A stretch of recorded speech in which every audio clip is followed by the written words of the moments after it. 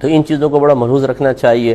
قربانی کے ایام سے کچھ دن پہلے اگر جانور لا کر اسے آسانی سے رکھ سکتے ہوں،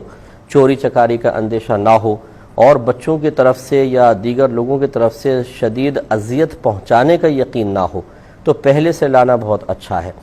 کہ پہلے سے لائیں، کھلائیں پلائیں، اسے اپنا پیار محبت دیں اور اس کی خدمت کریں، سمجھ لیجئے، کیونکہ نبی کریم صلی اللہ علیہ وسلم نے ارشاد فرمایا اپنی قربانیوں کا اکرام کرو، ان کی تعظیم کرو، کیونکہ یہ بروز قیامت پل صراط پر تمہارے لیے سواریاں ہوں گی۔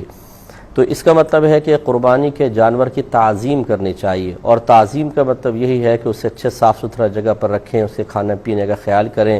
اسے کسی بھی طریقے سے ہماری طرف سے اذیت نہیں ملنی چاہیے۔ تو جو میں نے دو قیدیں خاص طور پہ ذکر فرمائی کہ اگر چوری چکاری کا اندیشہ ہے تو پھر آخری وقت میں لائیں، تاکہ لا کے بس ایک دن رکھا اور کاٹ دیا، یا سیدھے لائیں اور کاٹ دیں، یہ سب سے عافیت والا ہے کہ نہ جانور ہوگا نہ چوری ہوگی۔ اور دوسرا یہ کہ بچوں کی طرف سے یا کسی کی طرف سے اذیت پہنچانے کا یقین نہ ہو۔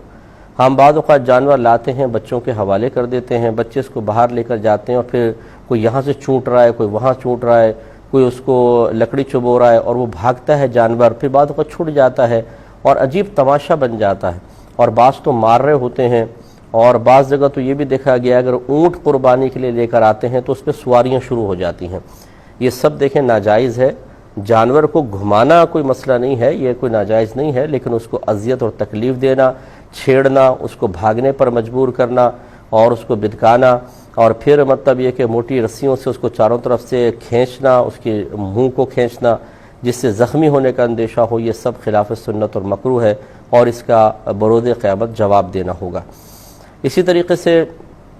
آپ جانور لے آئے تو اس کے چارہ پانی کا دھیان کے ساتھ ساتھ یہ بھی یاد رکھیں کہ اس سے کسی قسم کا نفع نہیں اٹھائیں گے۔